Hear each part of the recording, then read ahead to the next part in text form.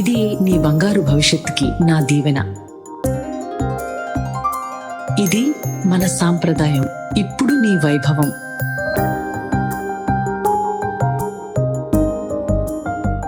ఇది మన అన్నా చెల్లెల అనుబంధానికి గుర్తు.